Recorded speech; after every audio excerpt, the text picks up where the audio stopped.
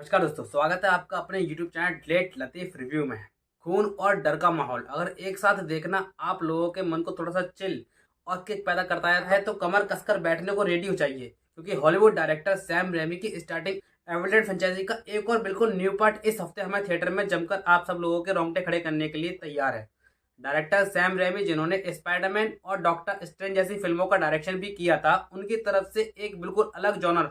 Horror genre की film the evil dead 1981 में release की गई थी, जिसकी सफलता के बाद में सेम फॉर्मूला सन 1987 में फिर से ट्राई किया गया और एविल डेड 2 के नाम से इसको बनाया गया। फिर 1992 में इसका एक्सटेंडेड वर्जन हमें आर्मी ऑफ डार्कनेस में देखने को मिला। यहाँ तक के सारे पार्ट जो थे वो सैम रेमी ने खुद डायरेक्ट किए थे और जो कि हॉलीवुड फिल्म इंडस्ट्री के सबसे डरावनी फिल्मों के हिस्सों में अपनी एक अलग कामयाबी गढ़ के गए हैं। लेकिन फिर 21 साल के बाद एक बार फिर से सेम लक्ष्य कदम पर चलते हुए डायरेक्टर फेड एल्वारेज,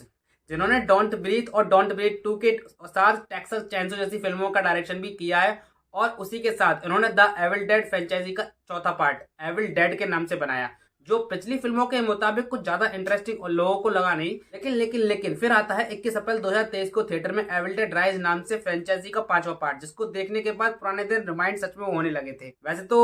इस फिल्म में डायरेक्शन के कमान जो है वो ली क्रोनिन ने संभाली थी, लेकिन उन्होंने किसी भी मामले में सैम रेमी से कम प्रयास इस फ्रेंचाइजी को रिबूट करने में नहीं किया। एक बार फिर से स्क्रीन पर हॉरर के डबल डोज के साथ खून खराबा और चीर फाड़ वाले वायलेंस के साथ जो नंगा नाच इन लोगों ने हमारे सामने पेश किया है, वो सच में देखने में बहुत ज़्यादा तारीफ के काबिल है। और सच में लेकिन ये पिक्चर बच्चों के लिए तो बिल्कुल नहीं है। ऑलरेडी फिल्म के हॉरर बोल्डनेस के चलते इसे ए रेटेड सर्टिफिकेट मिला हुआ है। अब आपको थोड़ा सा संक्षेप में इसके अगर स्टोरी पर लेके जाया जाए तो कहानी थोड़ी सी मॉडर्न हो चुकी है, क्योंकि जहां तक अभी तक जो फिल्में रिलीज हुई थी उनमें हमें जंगल वुड्स में किसी एक स्पेशल न जाने वाले घर में को दिखाया जाता है, जहाँ किसी पुरानी आत्मा के जाग जाने से डरावना माहौल शुरू होता था। बट अब यहाँ पर जो कहानी है वहाँ उसमें एक फ्लैट को दिखाया गया है, जिस फ्लैट में एक मॉम अपने बच्चों के साथ रहती है, और वही पुराने कंसेप्ट के तरीके से एविल डेड की फिक्शनल ब्लैक मैजिक वाली बुक को पढ़ने से किसी स्पिरिट का मॉम के शरीर में एंट्री कर जाना, और उसके बाद उस बच्चों का अपनी जान बचाने की जो जद्दोजहद है और साथ में सोसाइटी पर इस स्पिरिट का क्या असर पड़ता है, यही सब हमें इस मूवी में देखने को मिलने वाला है। अक्सर हॉरर फिल्मों में स्टोरी तो एकदम बिल्कुल सिंपल सी होती है, क्योंकि एक्सपेंड करने का इसमें कोई खास व्यू होता भी नहीं है, लेकिन पिक्चर का बढ़िया होना उसके हॉरर एलिमेंट से लोगों के फटने की परसेंटेज से लगता है,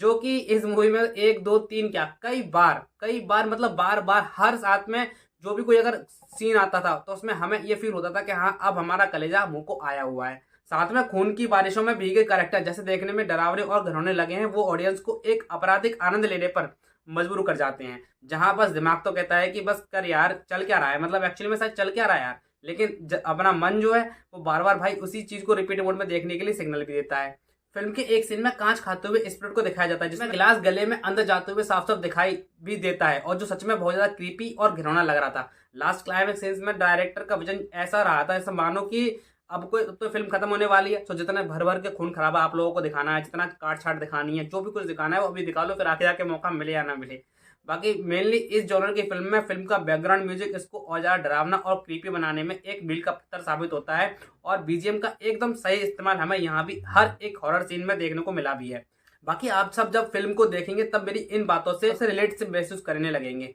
और सो जाइए भाई, मूवी को एंजॉय कीजिए, मूवी देखने के लायक है, और हमारे चैनल को सब्सक्राइब कीजिए। चैनल न्यू है, आपके सपोर्ट की बहुत जरूरत महसूस कर रहा है, तो प्लीज चैनल को सब्सक्राइब कीजिए, साथ में नोटिफिकेशन बेल दबा दीजिए ताकि हमारी सारी की सारी नोटिफिकेशन आप तक शीघ्र से शीघ्र पहुंच सकें। बाकी मिलते हैं आपसे अपने न्यू एपिसोड किसी और नई टॉपिक के साथ, तब तक के लिए नमस्कार। अपना और अपनों का ख्याल रखिए और समय पर उनसे बात जरूर करते रहिए।